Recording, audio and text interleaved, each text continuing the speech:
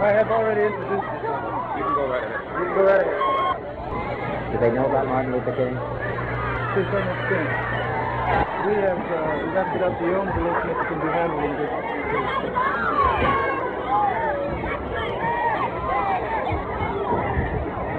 Ladies and gentlemen, I'm only going to talk to you just for a minute or so this evening because I have some very sad news for all of you. Could you lower those signs, please? I have some very sad news for all of you, and I think sad news for all of our fellow citizens and people who love peace all over the world. And that is that Martin Luther King was shot and was killed tonight in Memphis. Like anybody, I would like to live a long life. Longevity has its place. Martin Luther King dedicated his life to love and to justice between fellow human beings.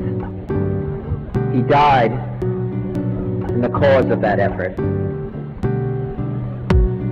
In this difficult day, in this difficult time for the United States, it's perhaps well to ask what kind of a nation we are and what direction we want to move in.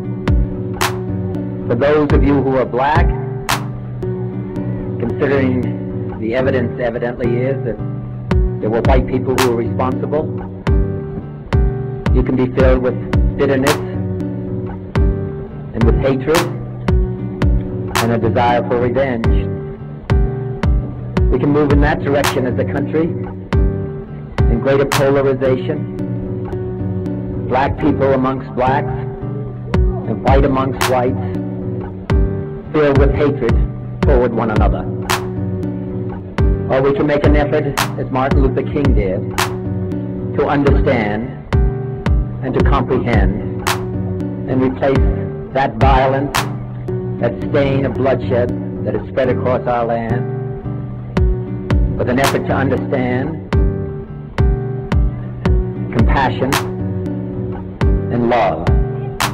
For those of you who are black and are tempted to be filled with hatred and distrust of the injustice of such an act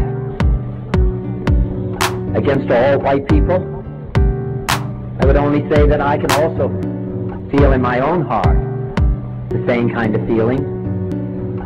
I had a member of my family killed, but he was killed by a white man. But we have to make an effort in the United States. We have to make an effort to understand, to get beyond or go beyond these rather difficult times. My favorite poem, my favorite poet was Aeschylus. He once wrote,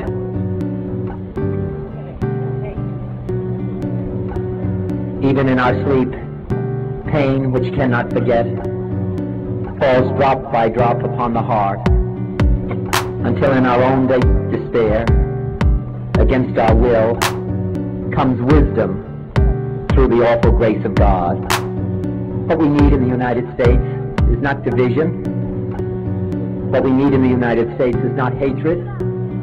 What we need in the United States is not violence and lawlessness, but is love and wisdom and compassion toward one another, and a feeling of justice toward those who still suffer within our country, whether they be white or whether they be black.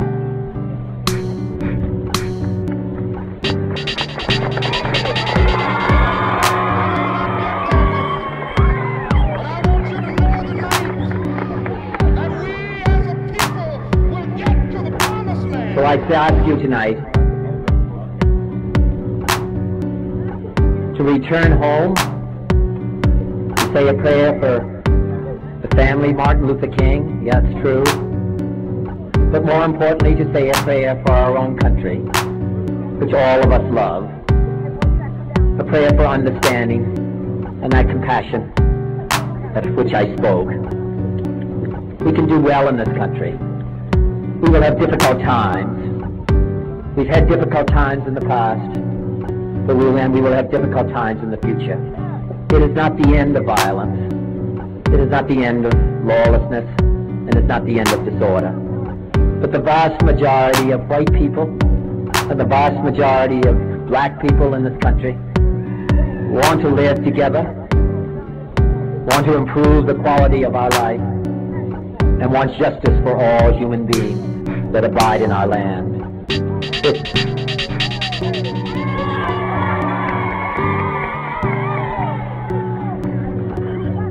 And what dedicate ourselves to what the Greeks wrote so many years ago, to tame the savageness of man and make gentle the life of this world.